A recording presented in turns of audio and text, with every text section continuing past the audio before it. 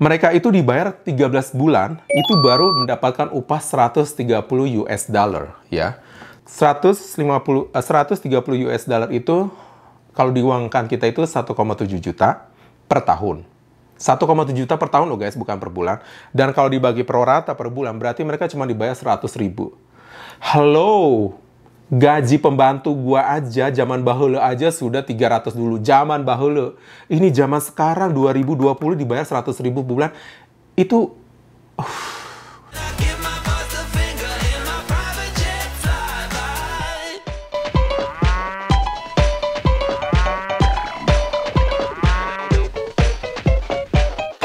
Hai guys, jumpa lagi bersama aku Pandu Gultom. Apa kabar semuanya? Semoga kalian tetap dalam keadaan sehat saja ya dalam kondisi pandemik corona ini, dan apalagi kalian menjalankan ibadah puasa ya.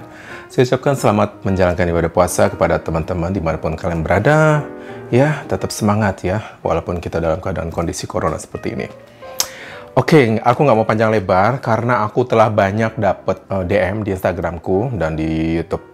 Aku juga komen supaya untuk membahas masalah yang lagi viral, yaitu mengenai pelanggaran hak asasi manusia terhadap anak buah kapal ya ikan di salah satu kapal asing, yaitu berbendera Tiongkok. Berita ini baru aja viral beberapa hari yang lalu, mungkin tanggal 6 Mei ya. Kalau nggak salah itu pertama diangkat oleh salah seorang YouTuber YouTuber Korea Reomit ya, namanya Jong Hansol.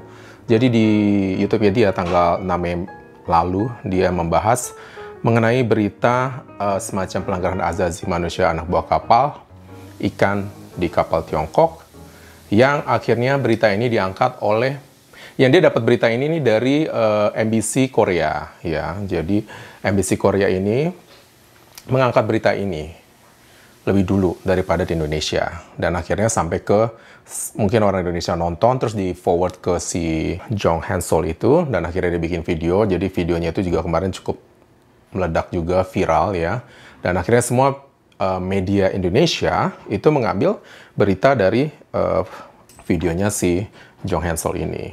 Nah, setelah aku nonton video itu ya, tadi di handphone, aku pelajarin apa sih sebenarnya yang terjadi pelanggaran di dalam kapal itu ya. Banyak yang aku catat dari situ, perlakuan tidak semena-mena ya, ketidakadilan di dalam kapal itu, yang dari kapal Tiongkok ini. Yaitu pertama, kalau kita lihat dari aku nonton review videonya si Jong Hansol itu, kapal ini nih akhirnya sempat pergi duluan sebelum sempat diinvestigasi oleh pihak kepolisian laut di Korea. Jadi mereka tuh dalam 2 hari akhirnya meninggalkan pelabuhan Korea, yang akhirnya anak buah kapal yang 14 orang itu tetap tinggal di Korea, dan sempat salah satu yang keadaan sekarat dibawa ke rumah sakit di Korea dan akhirnya meninggal juga pada tanggal 27. Iya, meninggal akhirnya di rumah sakit. Dari video yang aku tonton, di situ di videonya si John dari YouTube itu, dari videonya si Hansol, itu dilihat bahwa mayat anak buah kapal Indonesia yang sakit dan akhirnya meninggal, itu dibuang ke laut. Dibuang ke laut tuh guys. Bukan kayak disimpan dulu di lemari es atau enggak. Jadi setelah meninggal, itu dibuang ke laut. Ya walaupun dalam proses pembuangannya itu dengan ada semacam kayak acara pelepasan jenazah dalam budaya Tiongkok atau China itu gitu loh. Cuman di situ aku mikir, kok sampai begitunya ya dibuang ke laut gitu loh. Kayak manusia itu kayak nggak ada harganya gitu loh. Sedangkan aku dulu waktu kerja di kapal pesiar, itu kalau kita sakit, kita itu dirujuk ke rumah sakit di mana kapal itu sandar. Dan nanti agensi dari darat itu akan membawa, karena aku udah ngalamin waktu itu pernah sakit gigi. Ya akhirnya pas sandar di daerah perairan di Perancis, akhirnya aku di-refer ke dokter. No, not in Paris. Ya di Paris ya. Akhirnya gigi aku tuh dibikin perbaikan. Semacam kayak, karena gigi aku tuh lagi nyut-nyutan gitu, diperbaikin. Dan aku ditinggal di darat, akhirnya aku nanti dijemput lagi sama pihak dari agensi kapal Holland Amerika. Nah, ketidakadilan di kapal ini, aku pelajarin itu mereka itu bekerja selama 18 jam. Kebayang nggak sih guys, 18 jam. Sedangkan peraturan perundang-undangan, yaitu kan kayak semacam labor seluruh dunia, itu kerja tuh maksimal 8 jam. Kalaupun lebih dari 8 jam itu dihitung overtime. Dan ini 18 jam benar-benar keterlaluan. Sampai mereka, aku baca di pas video terakhir itu, dia bilang bahwa mereka tuh harus berdiri selama 30 jam, berdiri, dan 6 jam itu waktu untuk istirahat. Gue jadi bingung, kok bilang 30 jam sih? Kan sehari itu 24 jam, berarti dia kerja lebih dari 1 hari dong. Jadi terus-menerus selama 30 jam berdiri, terus abis itu istirahat. Berarti mereka tuh continuously, mereka ini kerjanya lebih parah daripada kalau kamu kerja di kapal pesiar. Jujur, kapal pesiar itu masih ada break-breaknya, dan emang kerja-kerja kapal pesiar itu lebih cukup berat, tapi di sini benar-benar asli. Gue baru tahu kalau kapal ikan itu kerjanya sampai separah gitu, guys. Asli, gue nggak sanggup kalau kayak begitu. Yang meninggal itu, yang mayatnya dibuang ke jenazah itu namanya Ari, 24 tahun, akhirnya dibuang ke laut. Dan sebelumnya, menurut pengakuan berdasarkan video itu juga, ada beberapa 2 orang sebelumnya sudah meninggal, seperti Alfa, 19 tahun, dan Sepri, 24 tahun, dan mati, dan juga dibuang ke laut, gitu. Nah, yang lucunya lagi, pada waktu mereka sebelum mendapatkan pekerjaan ini, mereka itu harus menandatangani suatu surat perjanjian yang isinya menyatakan kalau mereka meninggal, mereka harus siap dikriminasi, dan saat kapal menyandar jadi dikriminasi, dan abu jenazah itu akan dikirim ke keluarganya di Indonesia. Dan mereka tanda tangani untuk asuransi itu sebesar 10.000 US dollar.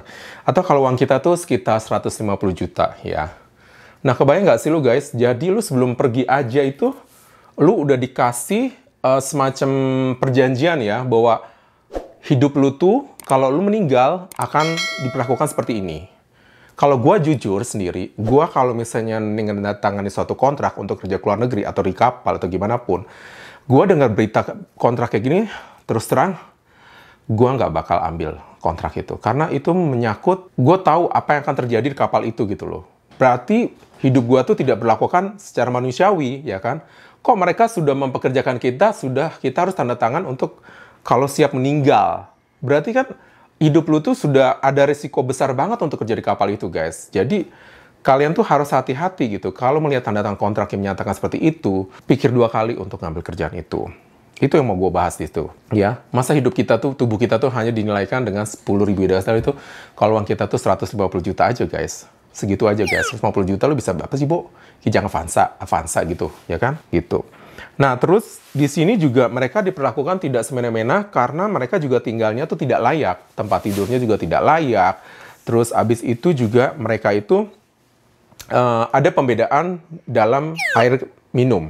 Jadi kalau yang untuk anak buah kapal yang Cina itu, yang Tiongkok itu, mereka mendapat air mineral kemasan, sementara ABK Indonesia ini mendapatkan air minum, air laut yang telah disuling.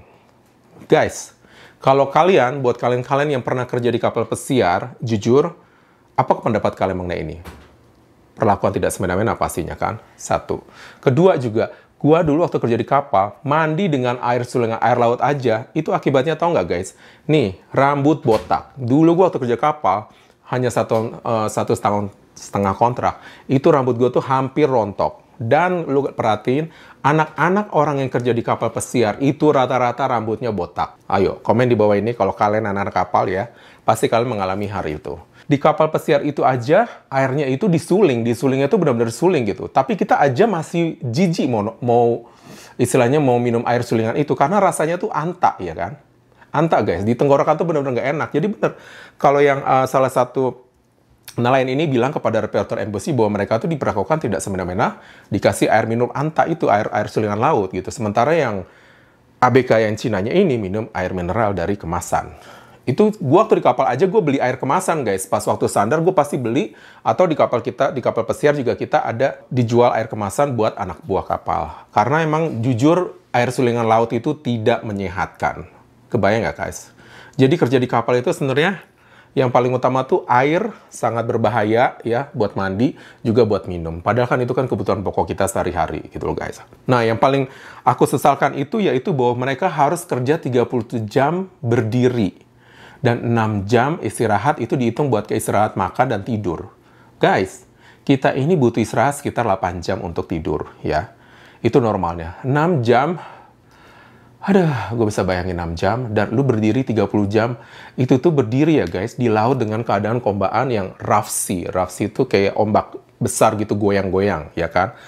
Dan mereka tidak peduli kalau misalnya lu dalam keadaan sakit. Makanya di situ disebutkan yang meninggal ini, dia tuh mulai keadaan sakit karena kakinya bengkak, mungkin karena berdiri, atau mungkin ketusuk duri, ya ketusuk sirip ikan, kita nggak tahu ya. Karena ada kan sirip ikan yang beracun itu, akhirnya dada sesak napas, dan akhirnya meninggal. Dan selama mereka di kapal ini, aku yakin tidak ada tenaga medis untuk pertolongan pertama kepada anak buah kapal ini. Pengobatan-pengobatan seperti misalnya ibuprofen mungkin, atau misalnya kayak misalnya Tylenol, ya kan, atau kalau Indonesia Panadol lah, atau antibiotik, ya kan. Kalau dia pembengkak, kalau misalnya sempat ada antibiotik, itu pasti kempes dan tidak akan sampai meninggal.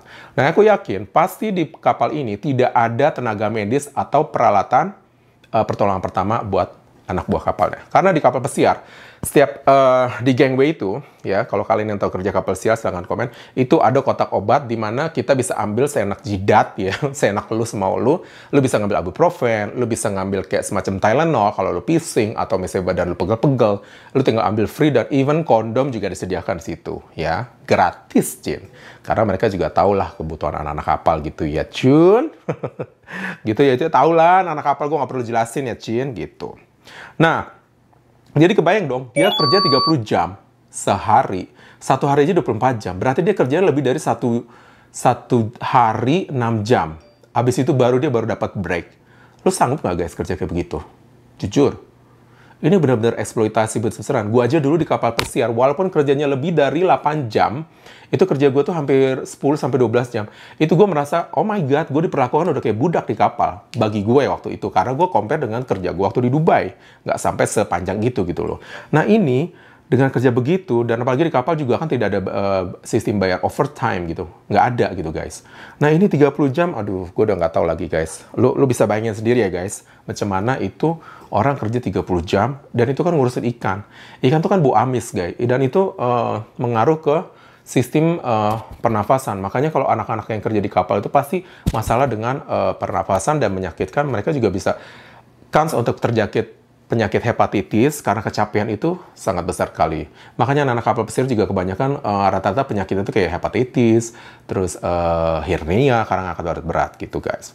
Nah yang lucunya lagi, yang gue mau bahas, mereka ini terikat kontrak dan mungkin paspor mereka, gue nggak tahu dia, pasti paspor mereka ditahan supaya mereka tidak bisa kabur atau melarikan diri ya. Itu yang gua lihat ya dari video itu guys, pasti. Karena ini pasti ada mereka terikat kontrak dengan agensi. Misalnya lu taruh duit 20 juta, 30 juta, jadi lu nggak bisa kabur. Kalau lu kabur 23-30 juta ini hangus sama agensi, diambil sama agensi gitu. Nah, sistem kontrak-kontrak ini yang perlu kalian perhatikan baik-baik guys. Kalau misalnya kalian untuk ingin kerja di luar negeri, baik itu di kapal ataupun di negara lain, itu perhatikan baik-baik isi kontraknya guys. Nanti kita bahas di situ ya. Mereka itu dibayar 13 bulan, itu baru mendapatkan upah 130 US dollar ya. 130 US dollar itu kalau diuangkan kita itu 1,7 juta per tahun. 1,7 juta per tahun loh guys, bukan per bulan. Dan kalau dibagi pro rata per bulan, berarti mereka cuma dibayar 100 ribu. Halo, gaji pembantu gua aja, zaman bahula aja sudah 300 dulu. Zaman bahula. Ini zaman sekarang, 2020 dibayar 100 ribu per bulan. Itu, gue nggak tahu, gue nggak mau apa, gue nggak tahu lagi guys. 100 ribu per bulan kebayang nggak sih lu guys? Lu mau makan apa? Ya toh? Hanya untuk mendapatkan ini. Dan gue sampai nggak masuk akal kok ini orang kok bisa dibayar dengan gaji segini. Apakah mungkin mereka digaji lebih dari 130 dolar? Jadi mereka tuh dibayar bonusnya setelah akhir kontrak, kita nggak tahu ya. Gue juga nggak tahu sistem kontraknya secara detailnya. Tapi berdasarkan fakta video itu, mereka cuman dibayar 1,7 juta per tahun. Yang which is sama dengan 100 ribu, kurang lebih 100 ribu per bulan. Kalian bisa komen di bawah ini, apakah itu manusiawi? Apakah itu tidak namanya eksploitasi tenaga manusia? Kalau dibilang ada kata Rodi, Romusa, kalau ini kalian kasih nama sendiri deh, silahkan deh namanya. Atau sistem tenaga kerja apa itu, seperti itu. Coba kau kalian bahas lah itu ya. Aku tak mau komen nanti di ini pula, aku nanti di begal kali nanti aku. Dan yang berdasarkan fakta juga kapal ini sering melakukan illegal fishing.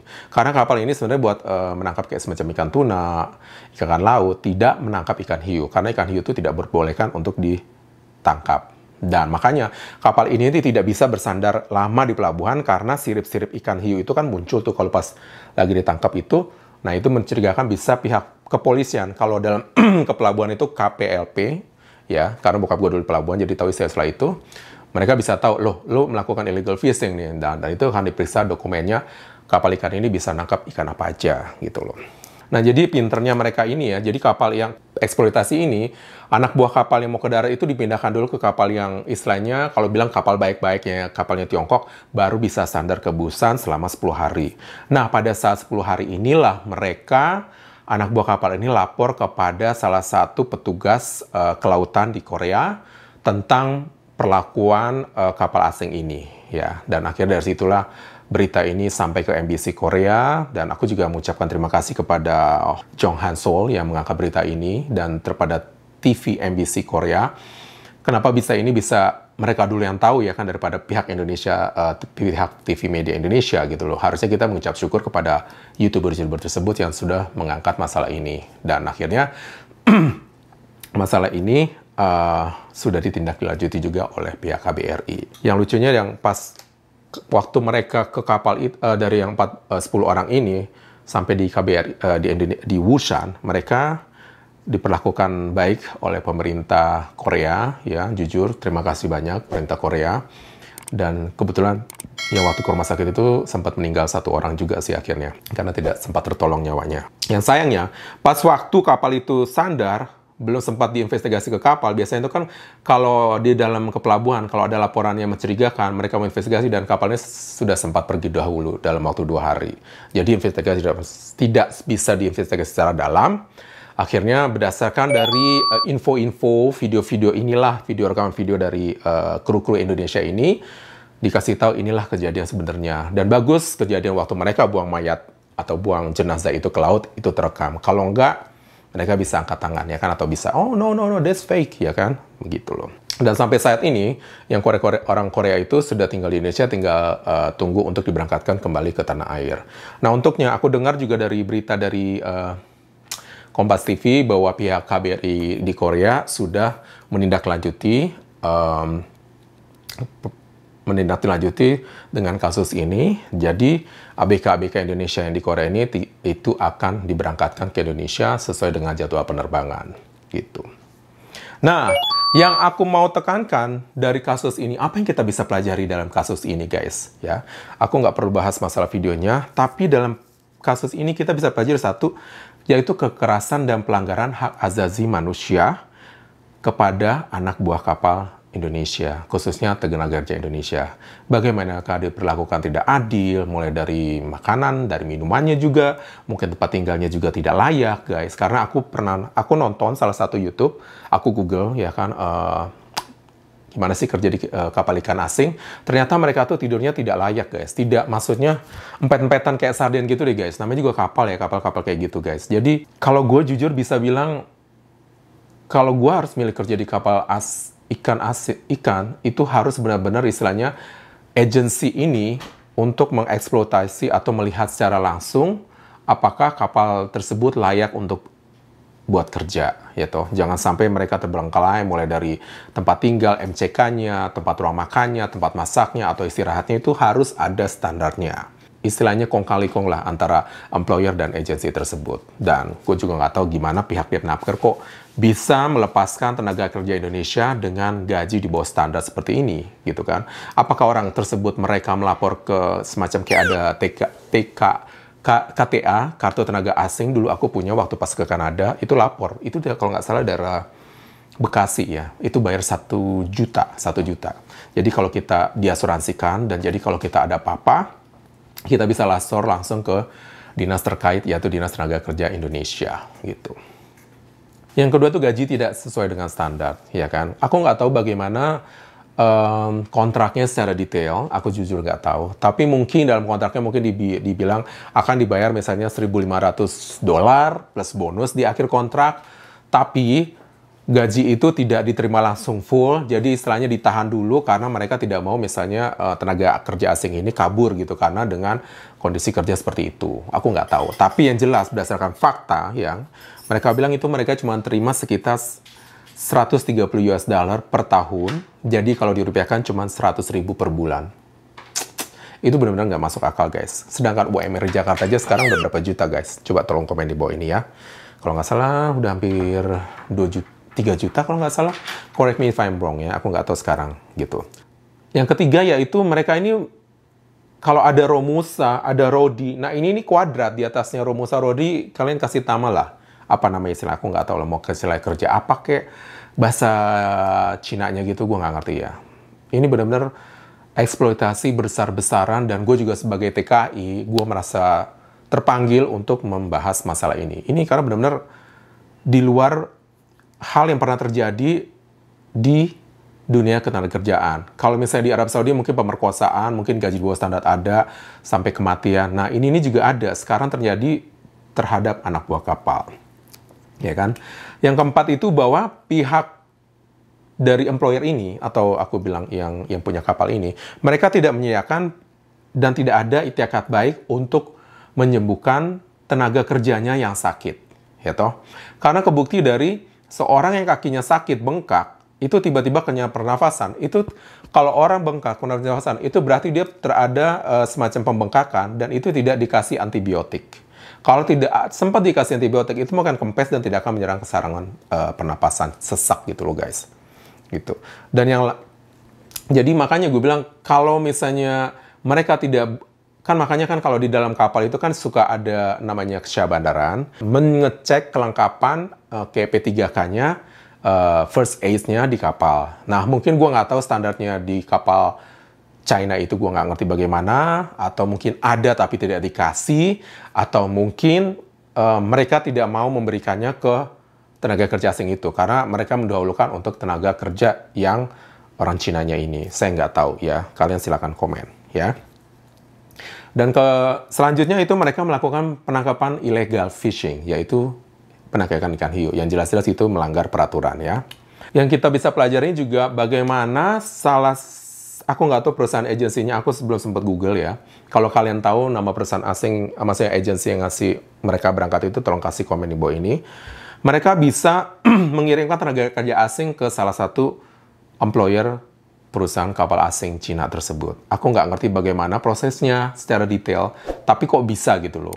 Makanya tuh hati-hati buat teman-teman yang kalau mau kerja ke luar negeri atau tenaga kerja asing, perhatikan baik-baik kontraknya, perhatikan, Google, aku maka selalu bilang, karena kalian tuh selalu nanya ke aku, Mas ini gimana, gue bilang, Google, search, Google review, tanya, ya kan, cari orang yang sudah menggunakan agensi tersebut, atau cari orang yang sudah berangkat dari agensi tersebut, apakah ada komen negatif, apakah ada perlakuan misalnya duitnya tidak dibalikan, atau apakah ada misalnya duit diambil tidak diberangkatkan, atau kayak begini, kontraknya tertulis mungkin $2.000 sebulan, ternyata terimanya cuma 100.000. Nah, ini tugas dari Departemen Tenaga Kerja untuk menginvestigasi. Bukan tugas kita ya guys, tugas mereka. Mengapa mereka bisa sampai memberangkatkan tenaga kerja asing? Kalau mereka benar-benar dan resmi melalui tenaga kerja asing dengan kontrak seperti itu sebenarnya tidak akan terjadi guys. Nah, inilah namanya eksploitasi, kayak dibilang human traffic gitu loh.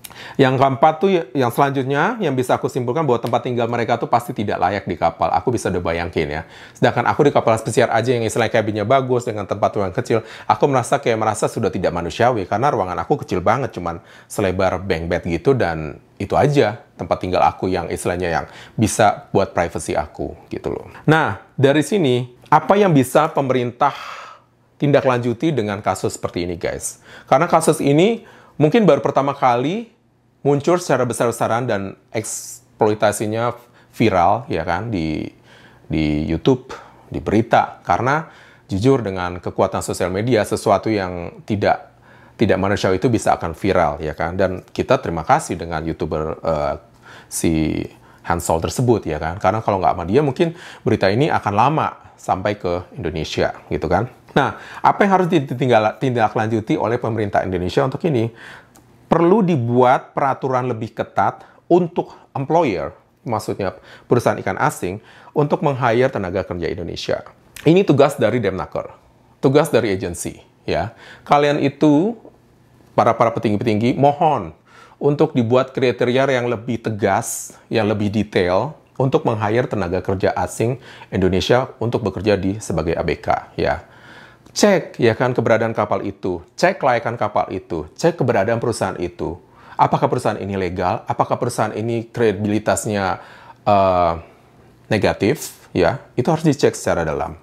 Jadi jangan sampai merugikan anak buah kapal Indonesia yang akhirnya mengakibatkan kehilangan nyawa. Mungkin kehilangan nyawa Indonesia, 4 orang nggak berharga di mata kalian, tapi itu tetap nyawa, guys. Nyawa, ya kan? Kalau di Kanada, 1 orang warga negara Kanada itu meninggal, itu akan dicari sampai seumur hidup. Itu bedanya. Makanya, aku juga bilang keadaan hak asasi manusia di Kanada dan Indonesia sangat beda, jauh beda sekali, guys. Disitulah makanya kalian bisa lihat perbedaannya, ya.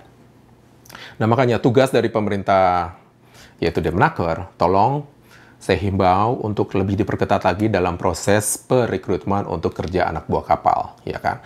Kalau kapal Persial so far masih bagus, ya, dan tidak ada kasus-kasus yang sangat mencekam selama ini, masih bisa ditolerir. Terus kalau bisa kontrak kerja itu harus lebih realita mengenai jam kerja, waktu istirahat, waktu dia berlibur, dan perlakuan mereka terhadap apabila mereka sakit di kapal ataupun sakit selama mereka istirahat dirumahkan.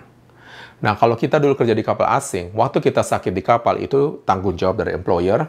Setelah kita turun dari kapal, itu bukan tanggung jawab employer, tapi kita masih dapat santunan, istilahnya kayak asuransi lah. Kalau misalnya setelah pulang dari kapal, tiba-tiba kamu dapat gejala hernia atau hepatitis, itu masih bisa di-cover gitu loh. Nah, aku mau yang anak buah kapal ini juga kontraknya tuh disamakan dengan sistem kinerja di kapal pesiar asing, ya kan? Sistem perekrutannya, sistem safe basic training, ya kan? Itu harus tahu, dan si anak buah kapal ini, mereka juga harus tahu apa yang mereka tahu tentang hak mereka dan kewajiban mereka, apabila mereka diperlakukan tidak adil selama mereka bekerja, ya.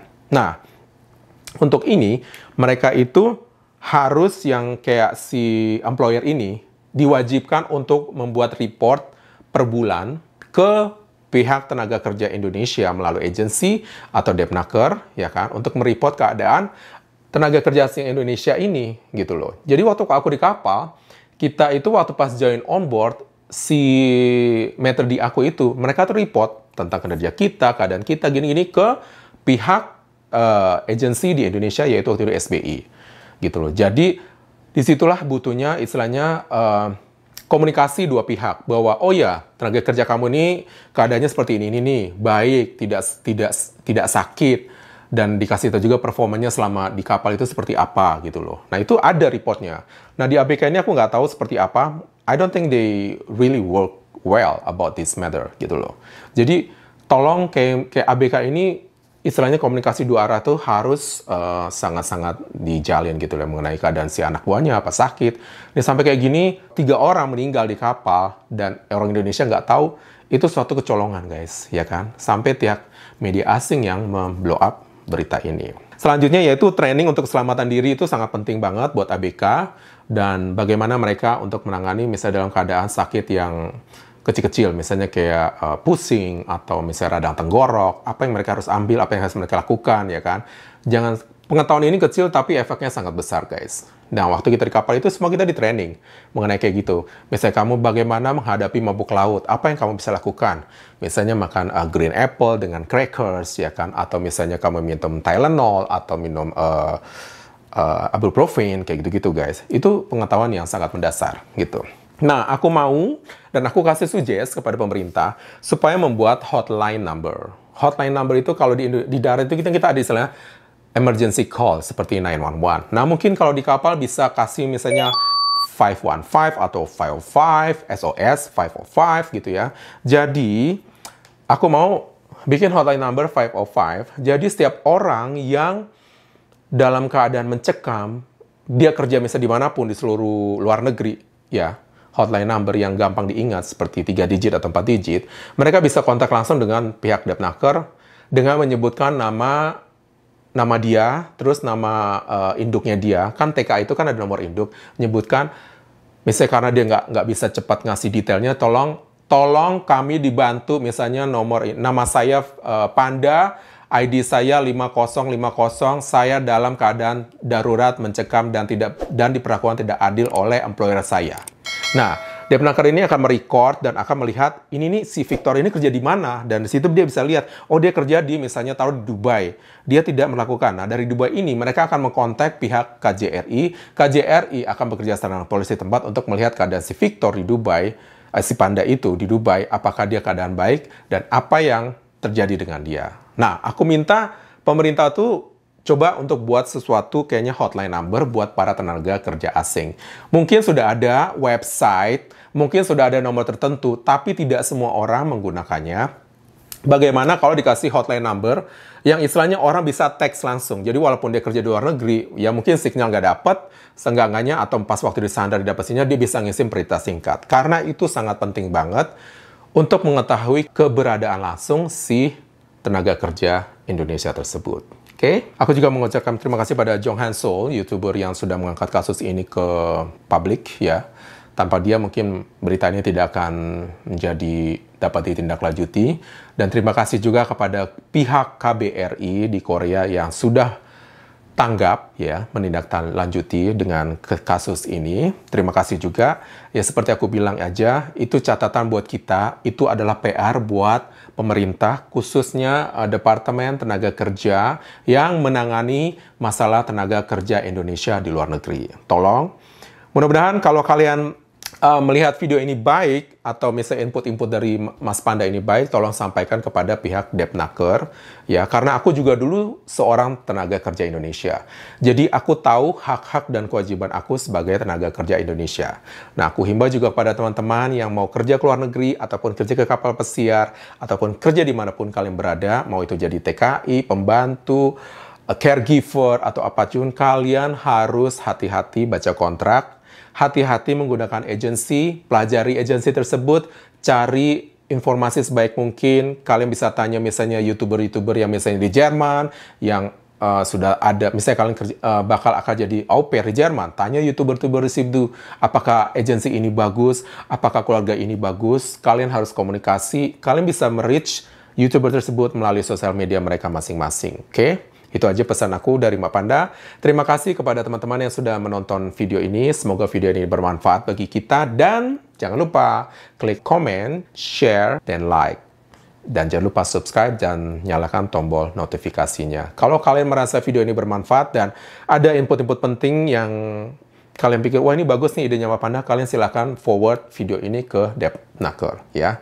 Terima kasih dan sampai jumpa di video-video berikutnya.